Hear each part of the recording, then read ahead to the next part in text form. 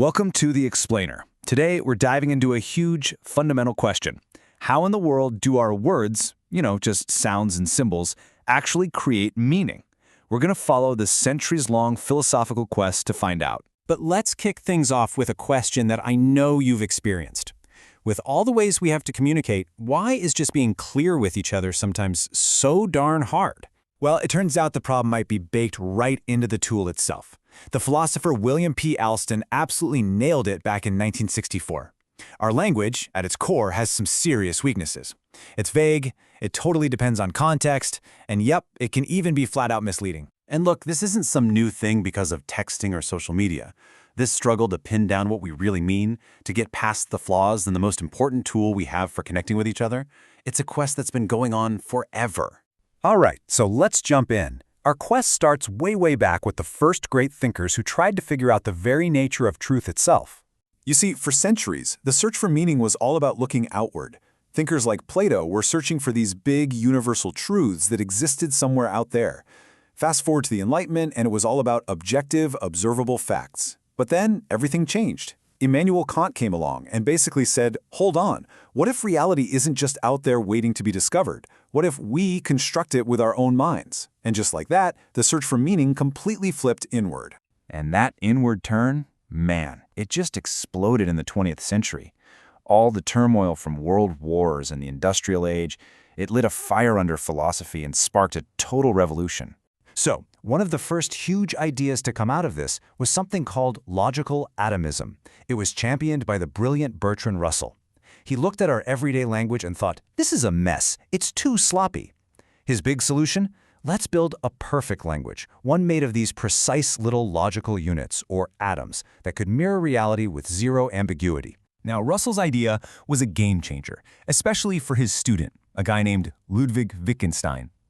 At first, Wittgenstein was totally on board. He was a huge fan of this perfect language idea. But then, in one of the most famous flip-flops in the history of philosophy, he did a complete 180. And in doing so, he changed everything. So in his early days, Wittgenstein saw language as a rigid picture of reality. For a sentence to have meaning, it had to directly match a fact in the world. But later on, he just threw that whole idea out. He argued that meaning isn't fixed at all. It comes from how we use words. Think about it like chess. The meaning of a pawn isn't in the little piece of plastic itself, right? Its meaning comes from the rules of the game and how you can move it. He called these language games. And this idea that meaning is use was absolutely revolutionary. It opened up a whole new insight. If words get their meaning from their function, well then we aren't just describing the world with them, we're actively doing things in it. The philosopher J.L. Austin broke this down beautifully. He pointed out that some of our sentences just describe things. He called them constative. The sky is blue. Simple. It's either true or it's false. But then you have performative sentences. These actually perform an action. When you say, I promise to call you, you're not describing a promise, you are literally making one. The point isn't whether it's true or false, but whether it's the right action for that moment. So all of these ideas led philosophers to this central debate that's still going on. Where does meaning actually live? Is it locked inside the internal rules and structure of language itself?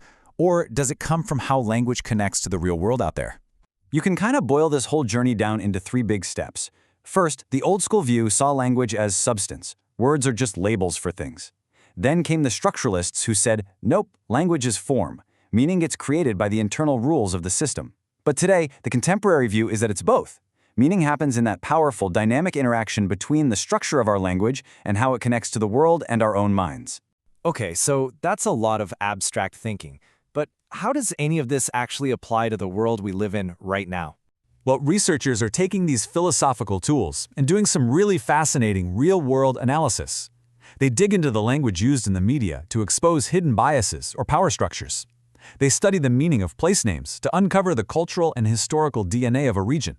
And they examine everyday conversations to understand all the subtle, context-driven ways we create social meaning with each other every single day. So, after this whole journey through centuries of philosophy, we land on the most important question of all. Why does any of this still matter? Because this isn't just some dusty academic game. The quest to understand meaning is really the quest to understand each other.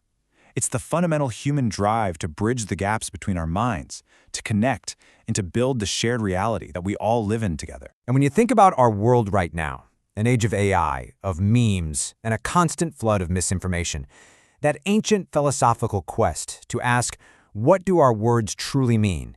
Well, it's never been more urgent, and it's never, ever been more relevant.